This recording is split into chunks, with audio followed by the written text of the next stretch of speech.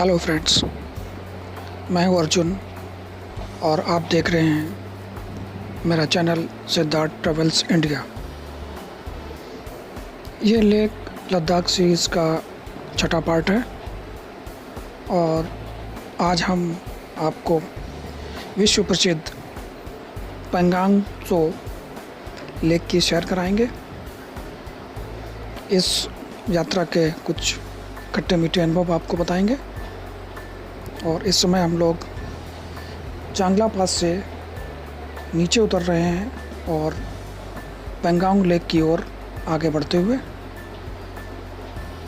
जैसा कि पिछली वीडियो में हमने आपको बताया था कि चांगला पास पे चढ़ाई करते हुए और चांगला पास तक पहुंचते हुए भारी बर्फ़बारी और बहुत तेज़ बारिश का सामना करना पड़ा था। सुबह से ही मौसम काफ़ी ख़राब था, तेज़ बारिश और तेज़ बर्फ़बारी का सामना करना पड़ा। हालांकि बारिश तो अब थम चुकी है, थोड़ी बहुत बूंदाबांदी हो रही है, लेकिन चारों तरफ घाटी में घनघोर बादल छाए हुए हैं और कभी भी किसी भी समय काफ़ी तेज़ बारिश भी हो सकती है। लेकिन इस मंत्रमुग्ध करने वाले घाटी के दृश्य के साथ और इस घनघोर काले काले बादलों के बीच हम लोग अपनी यात्रा को जारी रखते हुए उम्मीद करते हैं कि आगे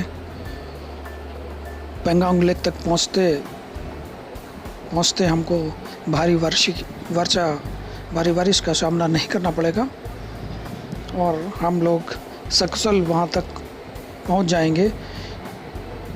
भारी बारिश होने से रास्ते में कहीं भी रुकावट आ सकती है, लैंडस्लाइड हो सकता है, जो कि हमारे लिए काफ़ी कष्टदायक होगा और हमको वहाँ फंसना पड़ेगा। इससे हमारा समय भी काफ़ी बर्बाद होगा और आगे के प्लान में डिस्टर्बेंस होता है। इसलिए उम्मीद करते हैं कि इस मौसम में हम लोग वहाँ तक सकुशल पहुँच जाएंगे। हालांकि चांगला पास से पैंगोंग लेक की दूरी लगभग 74 किलोमीटर और उम्मीद है कि हम लोग 4 बजे तक पैंगोंग लेक पहुँचने की कोशिश करेंगे। एक बात हम आपको बताना चाहेंगे कि लेह में जो हमने डीएम से परमिट लिया था साइट सीन विज़िट करने का, तो जब हम चांगला से पैंगोंग लेक तक जाएंगे तो 3-4 जगह आर्मी के कैंप लगे हुए हैं, उनके चेक पोस्ट हैं। वहाँ पे हमको अपना परमिट दिखाना पड़ता है, उसकी एक कॉपी वहाँ जमा होती है और वो लोग गाड़ी में कितने लोग हैं, कितने यात्री हैं, मेल फीमेल टूरिस्ट सबकी एंट्री करते हैं।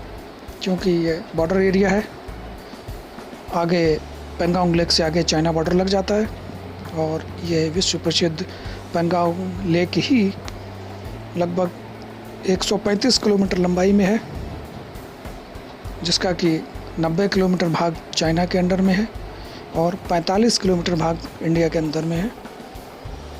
तो ये चूँकि सीमा का मामला है, बॉर्डर का एरिया है, इसलिए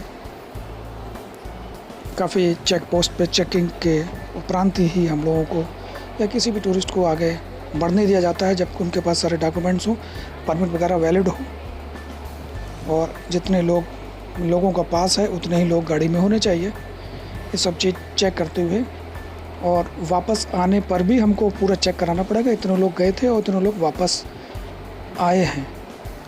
तो इस चीज़ का आप लोगों को ध्यान रखना पड़ेगा जब भी आप उधर जाते हैं। तो परमिट की वैलिडिटी आपकी 4 दिन 5 दिन जितने दिन का लिया हो वो होनी चाहिए और उस रूट का डिटेल सभी यात्रियों की सूची, जो कि कम से कम 3 जगह रास्ते में जमा होगी चेक पोस्ट पर। धीमे धीमे हम लोग पैंगोंग लेक की ओर आगे बढ़ते हुए इस उम्मीद के साथ कि आगे हमें मौसम ख़राब नहीं मिलेगा और इस विश्व प्रसिद्ध पैंगोंग लेक तक हम आसानी से सुरक्षित पहुंच जाएंगे।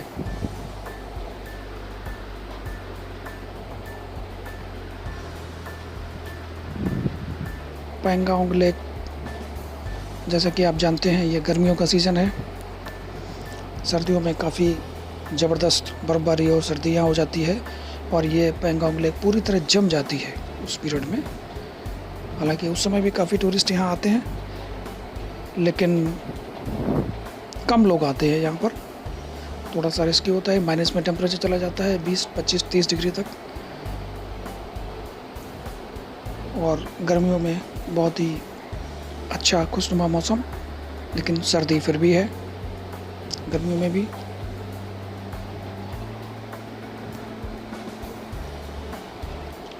ये देखिए कुछ बाइकर्स जो कि इस पूरी लद्दाख यात्रा को बाइक से कवर करते हैं।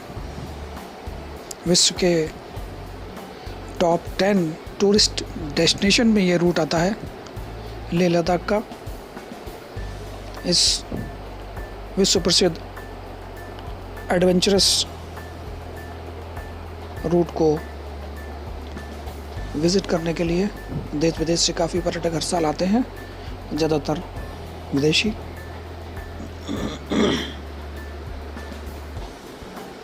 जैसे कि आप देख रहे हैं कि घाटी में पहाड़ों के चारों तरफ बहुत ही तेज़ बादल छाए हुए हैं। बारिश किसी भी वक्त हो सकती है, थोड़ी बहुत बूंदाबांदी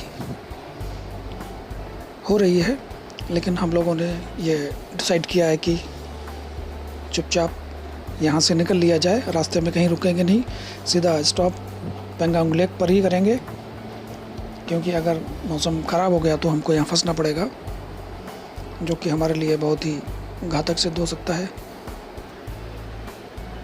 क्योंकि रास्ते में कोई रुकने का प्रोग्राम या रुकने की कोई जगह भी नहीं है ऐसी।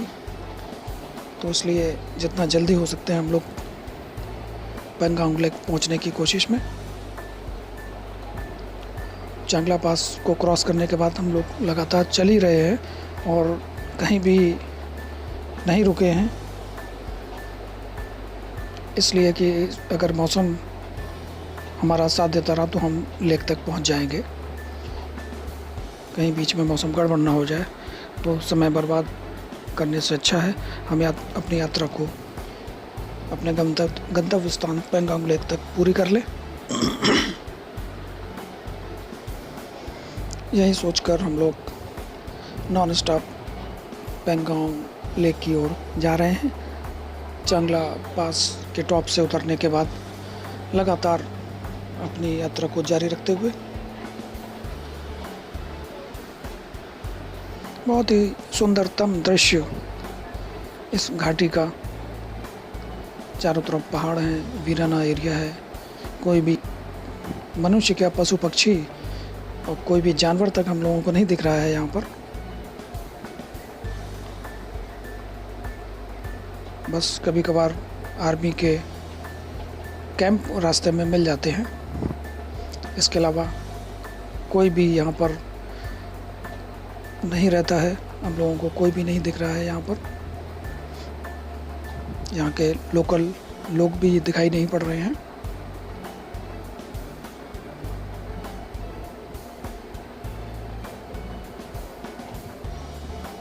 सिर्फ टूरिस्ट व्हीकल्स, इक्का दुक्का गाड़ियाँ जो कि पैंगोंग लेक से वापस आ रही हैं, वही हम लोगों को रास्ते में मिली। और जो हमारे साथ जो गाड़ियाँ हैं, हम लोग साथ में हैं, वही इधर से जाते हुए और उधर से जो लोग पैंगोंग लेक से वापस आ रहे हैं, उनके अलावा हम लोगों को वहाँ कोई नहीं मिला। दृश्य जैसा कि आप देख रहे हैं, इस पूरे रूट का बहुत ही सुंदर लैंडस्केप, नदी, घाटी, पहाड़, बादल, सुंदरता तो जैसे यहाँ पर यहाँ की धरती पर भरी पड़ी है। चारों तरफ बहुत ही सुंदर सुंदर दृश्य, इतने कि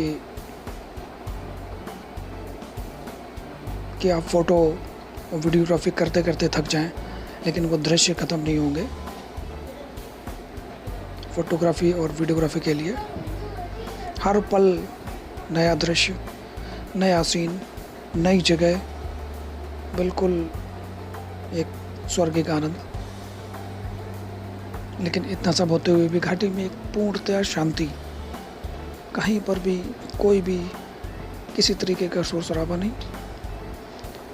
देखिए, हम लोग इस समय विश्व प्रसिद्ध पैंगोंग त्सो लेक पर पहुंच चुके हैं। उसके किनारे किनारे आगे बढ़ते हुए, हालांकि हल्की हल्की बारिश भी शुरू हो चुकी है, लेकिन हम लोगों ने सोचा कि पहले हम लोग इसकी लंबाई में जहाँ तक जा सकते हैं उसको विज़िट कर लिया जाए, फिर कहीं पे एक जगह रुकते हैं। जैसा कि आप देख रहे हैं, ये पैंगोंग लेक की शुरुआत। इस विश्व प्रसिद्ध पैंगोंग त्सो लेक की लंबाई लगभग 135 किलोमीटर, जिसमें से 90 किलोमीटर चाइना के अंडर में है और 45 किलोमीटर इंडिया के अंडर में आती है। इस नदी में इस झील में चाइना और इंडिया दोनों की सेनाएं मोटर बोट से अपने अपने एरिया में गश्त करती हैं। तो एक लास्ट पॉइंट है, वहीं तक टूरिस्ट को जाने की इजाज़त है। उसके आगे बॉर्डर एरिया में टूरिस्ट को जाने की इजाज़त नहीं है। आगे चुसूल जगह पड़ती है, वहाँ पे चेक पोस्ट है लास्ट इंडिया का, और उसके बाद आगे चाइना का बॉर्डर आ जाता है। तो वहाँ तक ही हम लोगों को, इंडियन टूरिस्ट को जाने की इजाज़त है, और उसके आगे कोई भी टूरिस्ट नहीं जा सकता है। अब ये देख सकते हैं आप सुंदरतम दृश्य इस विश्व प्रसिद्ध पैंगोंग झील का। इस झील के बारे में हम आपको बताएंगे कि इस झील की विशेषता ये है कि ये दिन में 4-5 बार अपना रंग बदलती है। सुबह इस झील का दृश्य रंग कुछ और होता है, जैसे जैसे दिन चढ़ता है। दोपहर में इसका दृश्य और रंग कुछ और होता है। शाम को इसका रंग और दृश्य कुछ और होता है, और रात में इस झील का दृश्य और रंग कुछ और होता है। तो किसी भी समय इस झील को आप देखेंगे तो देखने में सुंदरतम नज़ारा ही मिलेगा आपको। बहुत ही खूबसूरत झील, और इस लेक का क्रिस्टल क्लियर वाटर, एकदम साफ सुथरा पानी, कहीं से भी कोई भी चीज़ आप इसमें डालेंगे तो आपको एकदम तलहटी तक नज़र आएगी। इसके झील के अंदर जो पत्थर पड़े हुए हैं वो तक नज़र आते हैं। बहुत ही सुंदर दृश्य। हालांकि बादल घिरे हुए हैं, हल्की हल्की बारिश भी हो रही है। हम लोग इस झील के किनारे किनारे लास्ट पॉइंट तक जाते हुए, हालांकि ये पैंगोंग त्सो लेक ज़्यादा प्रसिद्ध नहीं थी पहले, लेकिन बॉलीवुड की फिल्म 3 इडियट की शूटिंग यहाँ पर हुई थी। उसके बाद से इसकी प्रसिद्धि इतनी बढ़ गई कि भारत क्या, विश्व के सभी जगहों से टूरिस्ट यहाँ आने लगे, और ये झील और ये क्षेत्र बहुत ही फेमस हो गया था उस फिल्म के बनाए जाने के बाद, जिसकी शूटिंग यहाँ पर हुई थी इस खूबसूरत जगह पर। जिस फिल्म में इस खूबसूरत झील को दिखाया गया, वो स्पॉट भी यहाँ पे अभी बने हुए हैं जहाँ पर इस 3 इडियट फिल्म की शूटिंग हुई थी। उसके कुछ फ़ोटोग्राफ्स हैं, हम आपको दिखाएंगे। दोस्तों, यहाँ रुकने की भी व्यवस्था है, कुछ रेस्टोरेंट भी हैं, खाने पीने की व्यवस्था है यहाँ पर, और रुकने के लिए यहाँ 300-400 रुपये पर हेड, पर बेड के हिसाब से ये लोग लेते हैं। यहाँ पर कुछ कॉटेज बने हुए हैं नाइट स्टे के लिए, और यहाँ पर झील के किनारे रुकने का अपना अलग ही मज़ा है। इसमें आप इस झील के सभी रंगों को देख सकते हैं। सुबह सूर्योदय के समय दोपहर में, शाम को सूर्यास्त के समय और रात्रि में इसकी खूबसूरती को आप निहार सकते हैं। इसके आसपास जो कॉटेज बने हुए हैं उसमें आप 300-400 रुपये पर बेड के हिसाब से किराया दे के नाइट स्टे कर सकते हैं। एडवांस में बुकिंग कराने की कोई आवश्यकता इतनी नहीं पड़ती है कि यहाँ इजीली अवेलेबल हो जाता है, और खाने वगैरह का भी अच्छा प्रबंध है। यहाँ पर हर टाइप का खाना आपको, फास्ट फूड वगैरह और खाना मिल जाएगा रेस्टोरेंट वगैरह में। देखिए इस खूबसूरत झील का दृश्य चारों तरफ से हम आपको दिखाते हुए अभी शुरू से हम लोग चले आ रहे हैं। करीब 20-25 किलोमीटर का सफ़र हम लोग इसके किनारे किनारे तय कर चुके हैं इस झील का, लेकिन कहीं से भी कोई इसका अंत नहीं दिखाई पड़ रहा है कि झील का कहीं अंत हो रहा हो,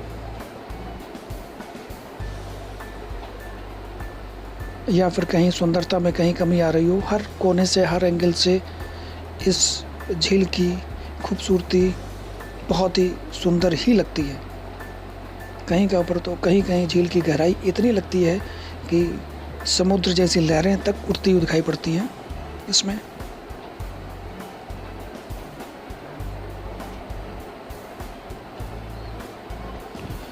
इस झील के किनारे किनारे हम लोगों ने सोचा कोई ऐसी जगह मिल जाए तो अपनी गाड़ी को नीचे उतार के बिल्कुल झील के नज़दीक चले जाएं, वहाँ पे कुछ फ़ोटोग्राफी या वीडियोग्राफी की जाए।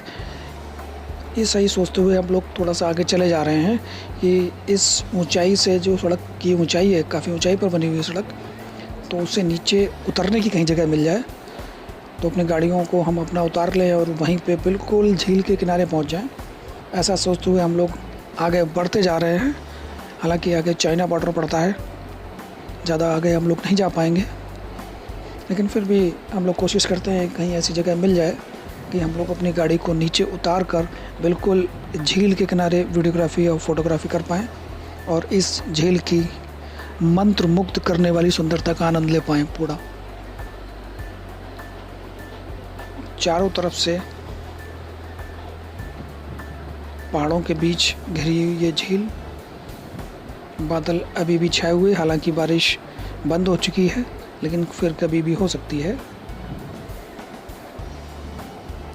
और सामने से भी हमने देखा कि घनघोर बादल, घटाएं छा रही हैं, आ रही हैं और बारिश की संभावना है, तेज़ बारिश की संभावना है।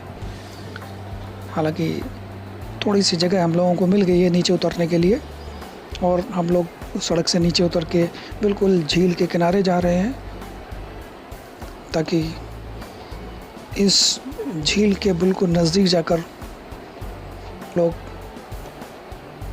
फोटोग्राफी और वीडियोग्राफी का आनंद ले सकें।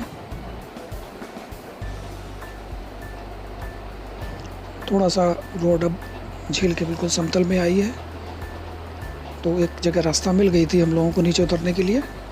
वहीं से हम लोग अपनी अपनी गाड़ियों को लेके नीचे उस पथरीली ज़मीन पर रफ रास्ते पर डाल दिया और झील तक पहुंचने के लिए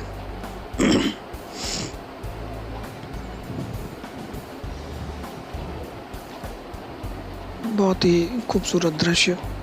हालांकि आज टूरिस्ट काफ़ी कम थे यहाँ पर, मौसम चूँकि ख़राब था।